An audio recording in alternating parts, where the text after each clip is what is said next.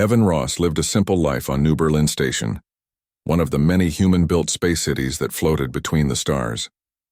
His small apartment in Block D was not fancy, but it had everything he needed: a soft bed, a small kitchen, a wide window showing the endless black of space, and a cat named Nibbles who always sat on the warm panel near the heater. Evan worked as a maintenance mechanic, fixing air filters and broken pressure valves. It was not glamorous work, but it kept the lights on and gave him peace. Most of his neighbors were human, miners, engineers, and traders. But everything changed one month when a group of Uraath moved into the building. The Uraath were the newest species to join the Galactic Union. They were tall, thin, with skin that shimmered like silver glass and large dark eyes that seemed to reflect light instead of showing it. Their speech sounded like a mix of soft whistles and humming, though translators made it understandable. They were polite but quiet, always bowing slightly when they passed someone in the corridor. At first, Evan thought it was kind of nice having alien neighbors. They didn't play loud music, didn't leave trash in the hallway, and always kept to themselves.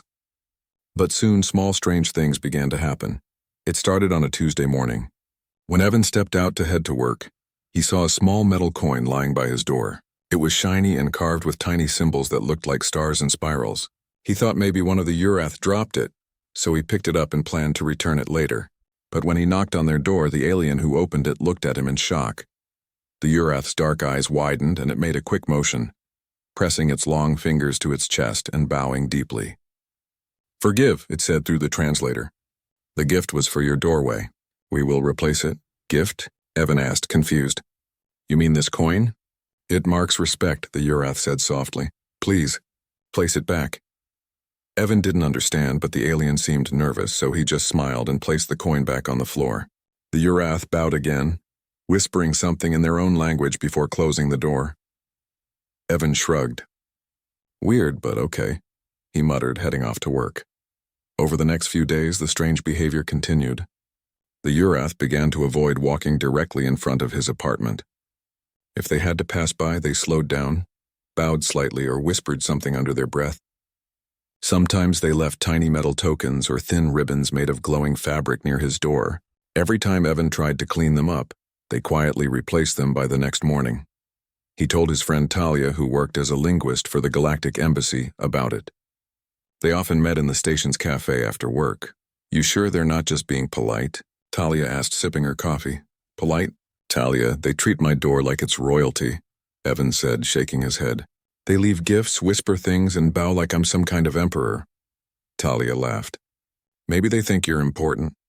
"Yeah, right," Evan replied. "I'm a maintenance guy with a half-broken coffee machine. The only thing sacred in my apartment is my cat." Still, curiosity grew inside him. That night, after feeding Nibbles, he watched through the peephole. Around midnight, he saw them again, 3 Uraath standing silently in the hallway. Their skin shimmered faintly under the corridor lights. They were chanting softly in their own language, facing his door. The sound was low, like humming from deep inside their chests. They held their hands up and placed another metal disc on the floor. Evan opened the door suddenly. The Uraath froze, then quickly bowed and left without a word. Only the disc remained, glowing faintly. Evan's heart raced. He picked it up and turned it in his hand. It wasn't just metal, it was warm, almost alive. The symbols were moving, shifting slowly like ripples in water. "What in the world?" he whispered. The next morning, things got worse. When he left for work, the entire section of hallway outside his apartment had been cleaned and painted. Not with standard human paint, but with a silvery substance that shimmered in patterns. Strange markings, almost like runes, decorated the wall around his door. "Great," Evan muttered. "Now my apartment looks like a space temple." He contacted the building manager, but the man said the work was approved by the Uraath Cultural Committee. When Evan asked why, the manager only shrugged. "They said something about a designation of honor. Beats me, pal." By afternoon, station news was buzzing with curiosity. Rumors spread that the Uraath ambassador himself had visited Block D. When Evan returned home, he found 2 human security officers and 1 Uraath dignitary standing in the hallway. The alien's silver robe glittered as he spoke in a calm, deep tone. "You are Evan Ross," the ambassador said through his translator. "Yeah," Evan said, still holding his work bag. "And you are painting my walls." The alien tilted his head. "We apologize for the confusion." This area has been declared sanctified under Uraath spiritual law. It is a rare and honorable event. Sanctified? Evan repeated. What's that supposed to mean? I just live here. The ambassador's eyes glowed faintly. It means this place and your home and stands on holy ground. We will protect it, honor it, and ensure no harm comes to it. Evan blinked. Holy ground? You've got the wrong guy. I'm just a mechanic. The Uraath smiled faintly, a strange, unreadable expression. There are no mistakes in sacred matters. The signs were clear. Before Evan could protest, the alien turned and left with the guards. By evening, his entire hallway was filled with Uraath pilgrims, quiet, calm, and respectful. Some knelt on the floor, others placed small orbs of light beside his door.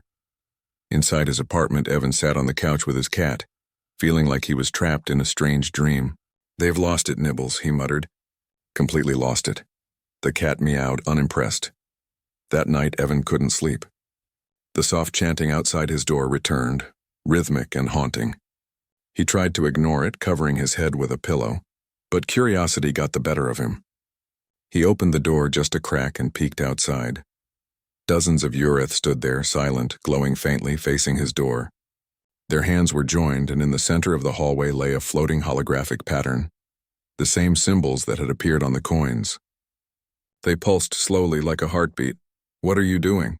Evan whispered, stepping out. The nearest Uraath turned to him. Honoring the place of flame, it said softly. Place of what? The place where the flame of the stars touched your kind, it replied reverently. Evan stared at them. You've got the wrong place. This is an old apartment building, not a church. The Uraath bowed deeply. Flame does not ask permission. It simply chooses. Evan backed into his apartment, closing the door slowly. His hands trembled. What in the stars is going on here? He called Talia again, his voice low. Talia, I think my neighbors have started some kind of religion around my front door. She laughed at first, but when he explained everything, the coins, the paint, the chanting, she went quiet. Evan, send me pictures of the symbols. I'll try to translate them. He did. 10 minutes later, she called back, her voice serious. Evan, those markings. They're ancient Uraath script. I don't have the full translation, but one line keeps repeating. What does it say? Talia hesitated. It says the place where the starburners slept. Evan frowned. Starburners? What's that supposed to mean? I don't know, she said. But it sounds like they think your apartment is built on something important. Be careful, okay? Don't make them angry. Evan looked around his small home. It was quiet except for the gentle hum of the air filters and the soft purring of his cat.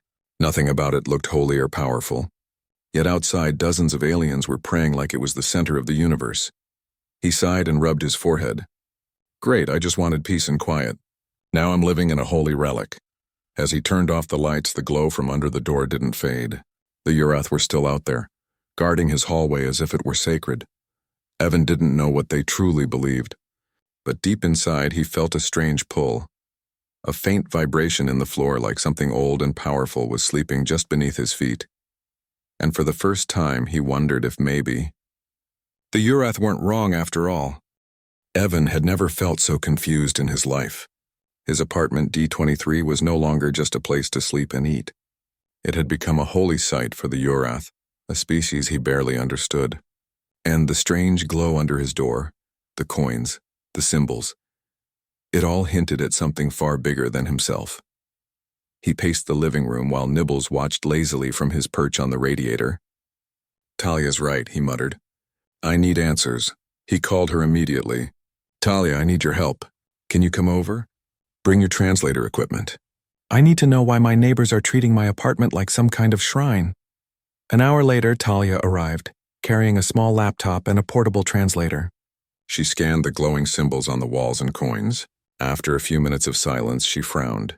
These markings, they're more than decorative, she said. They're old Uraath script, a form used in ancient rituals. The words keep repeating the same phrase. What phrase? Evan asked.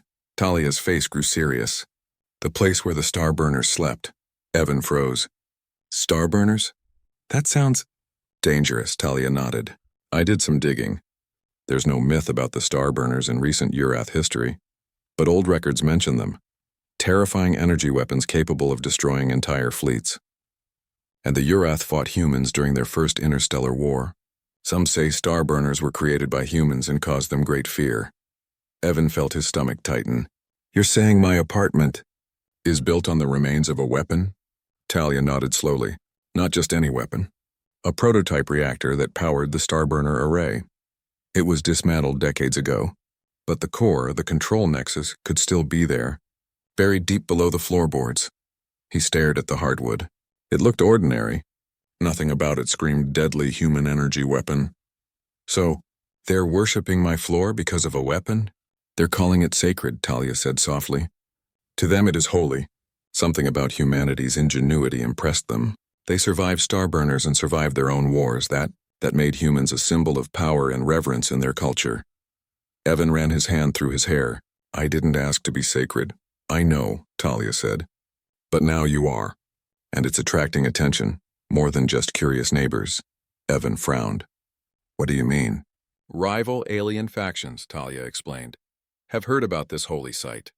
Some of them see it as a way to control humans or prove dominance.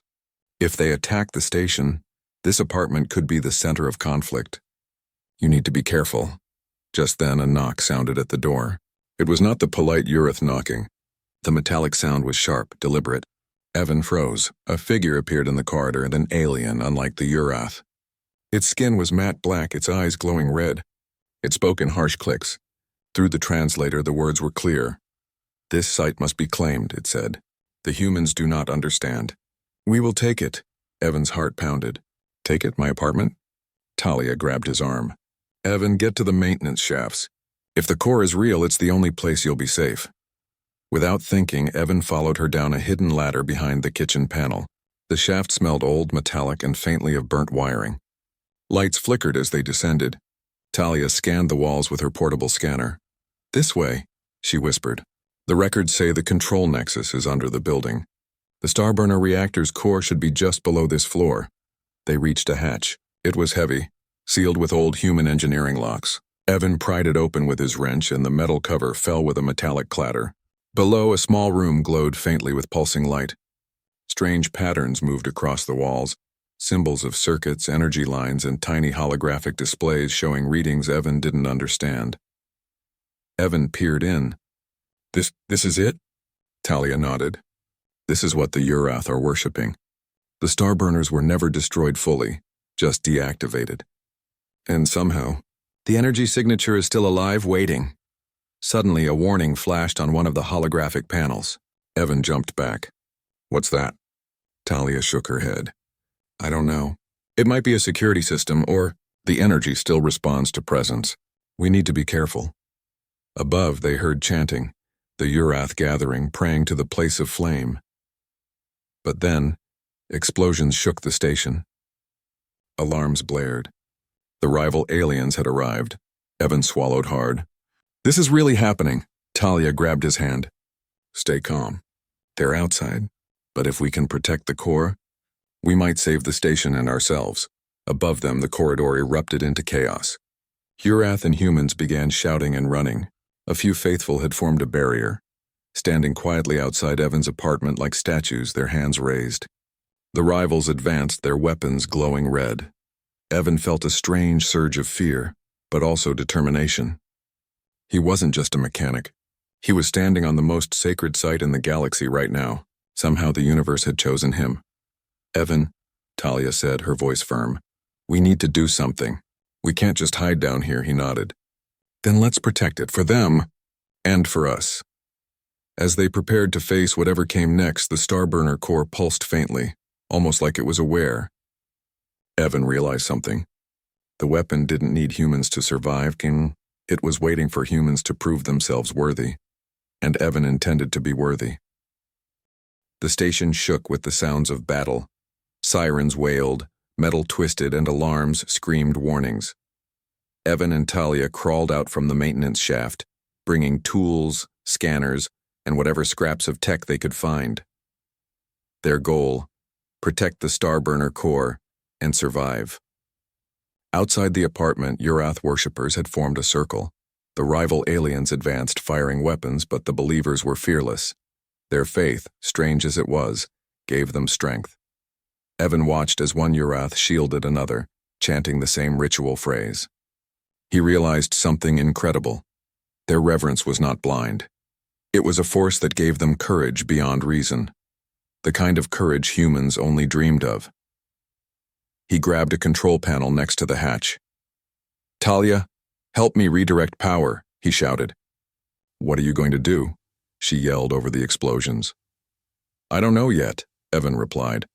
"But if we can use this core, we can stop them." Together, they manipulated the old controls. Holographic lines lit up, energy flowing from the core into the station's main conduit. Evan's fingers flew over switches, rerouting power, activating failsafes he barely remembered from his training. The starburner energy responded, humming softly, as if alive. The rival aliens approached, their red eyes fixed on the glowing apartment. But when the pulse shot out, a wave of encoded energy that lit up the corridor like starlight, the attackers froze. Their weapons faltered. Their minds were bombarded by visions of human ingenuity, encoded into the pulse as if the starburner itself was telling them a story. They retreated, shaking and confused. Evan stumbled back, exhausted but victorious. Talia looked at him in awe. You actually did it," she whispered. Evan sank to the floor. "I just used what I know, that's all." Outside, the Uraath cheered softly, surrounding the apartment. One of them stepped forward, bowing deeply to Evan. "You are now truly part of the flame. Human and Uraath together." Evan rubbed his face, tired, but relieved. "I didn't ask for any of this," he muttered. "You didn't choose it," the alien said. "But the flame chooses wisely." In the weeks that followed, D23 became a heritage site. Scientists, historians, and pilgrims from across the galaxy visited. Evan remained in his apartment, fixing pipes, brewing coffee, and feeding nibbles. But he was no longer just a mechanic. He was a symbol, a reminder of human resilience, ingenuity, and courage. The starburner core was sealed safely beneath the floor, its energy dormant but alive, a testament to the humans who created it and survived it. The Uraath returned regularly, not demanding anything but simply showing respect. Evan often looked out the window, staring at the stars. The galaxy was vast and dangerous, full of species and wonders he could never have imagined. But he knew one thing for certain: humanity, no matter how small or ordinary, had a spark that could light even the darkest corners of space. And somehow that spark had chosen him. Even Nibbles, curled on the radiator, seemed to understand. The flame of humanity burned brighter than ever,